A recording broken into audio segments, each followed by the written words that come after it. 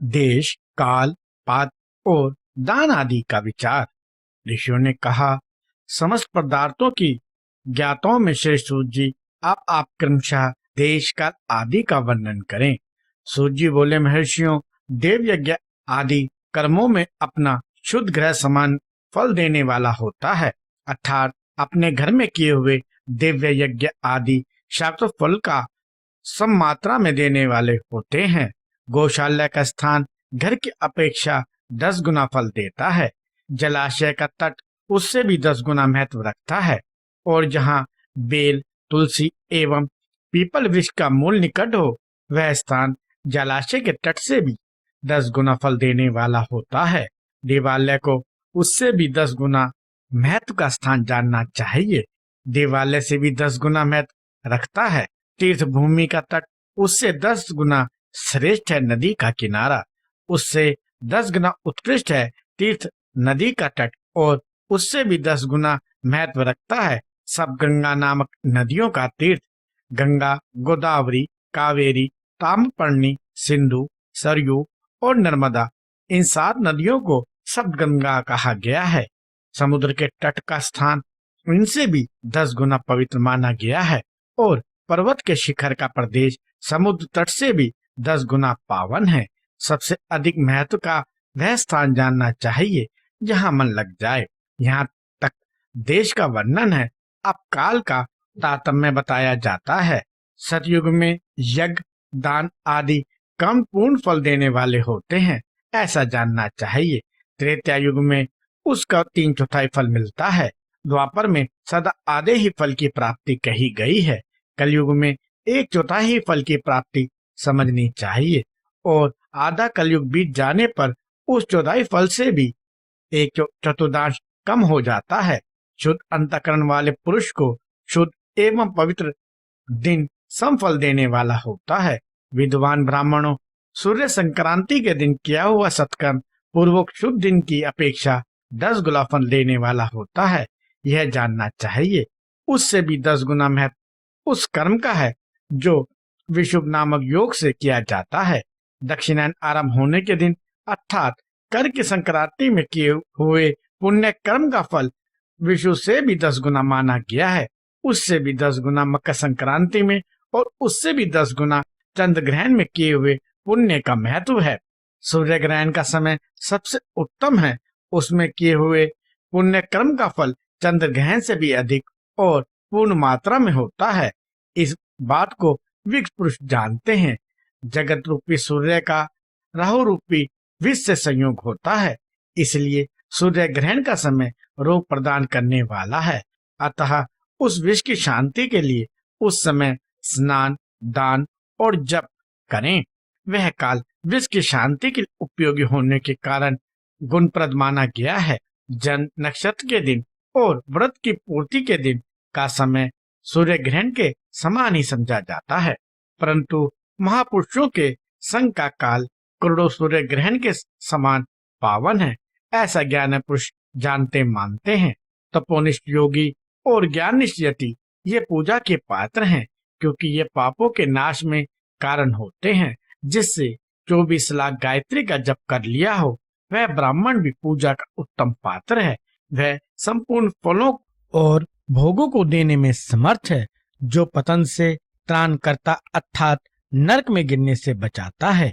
उसके लिए इसी गुण के कारण शास्त्र में पात्र शब्द का प्रयोग होता है। वह दाता का पातक से त्राण करने के कारण पात्र कहलाता है। गायत्री अपने गायक का पतन से त्राण करती है, इसलिए वह गायत्री कहलाती है। जैसे इस लोक में जो धनहीन है वह दूसरों को धन नहीं देता, जो यहाँ धनवान है वही दूसरों को धन दे सकता है, उसी तरह जो स्वयं शुद्ध और पवित्र आत्मा है वही दूसरे मनुष्य का त्राण या उद्धार कर सकता है। जो गायत्री जप करके शुद्ध हो गया हो वही शुद्ध ब्राह्मण कहलाता है। इसलिए दान, जप, होम और पूजा सभी कर्मों के लिए वही शुद्ध पात्र है। ऐसा ब्राह्मण ही दान और रक्षा करने की पात्रता रखता है। स्त्री हो या पुरुष, जो भी भूखा हो वही अन्नदान का पात्र है।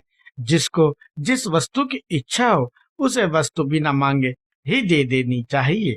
जो दाता उस दान का पूरा फल बिना मांगे ही दे दी जाए तो दाता को उस दान का पूरा पूरा फल प्राप्त होता है।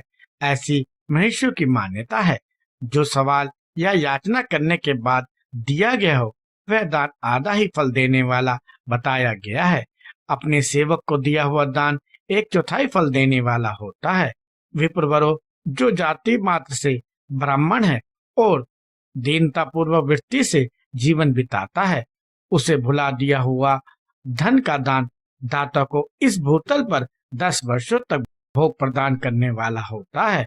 वही दान यदि वेद वेदता ब्राह्मण को दिया जाए तो वह स्वर्गलोक में देवताओं के वश से 10 वर्षों तक दिव्य भोग देने वाला होता है। शील और अचवृत्ति से लाया हुआ और गुरु दक्षिणा में प्राप्त हुआ अंधन शुद्ध द्रव्य कहलाता है।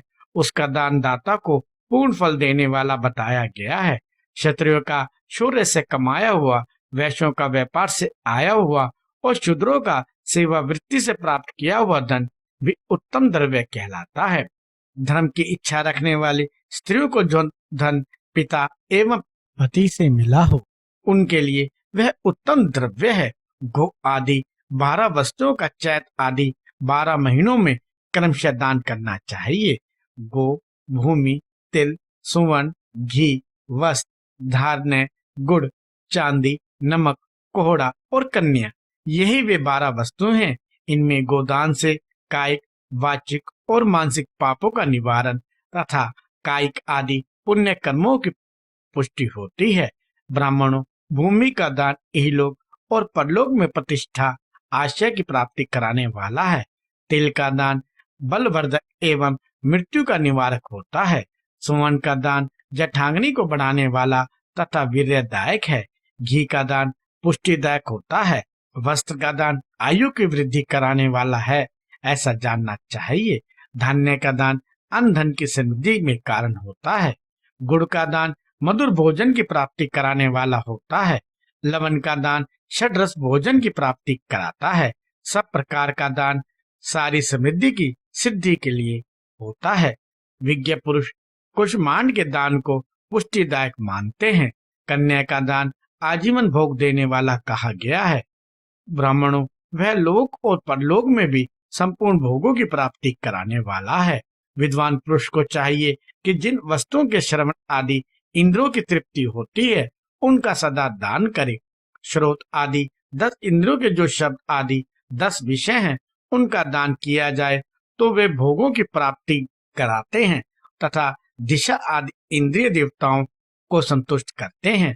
वेद और शास्त्रों को गुरु मुख से ग्रहण करके गुरु के उपदेश से अथवा स्वयं बोध प्राप्त करने के पश्चात जो बुद्धि का यह निश्चय होता है कि कर्मों का फल अवश्य मिलता है, इसी को उच्च कोटि की आसिकता कहते हैं।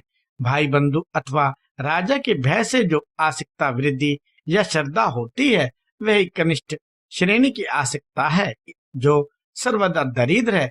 इसलिए जिनके पास सभी वस्तुओं का अभाव है वह वाणी अथवा कर्म शरीर द्वारा यजन करे।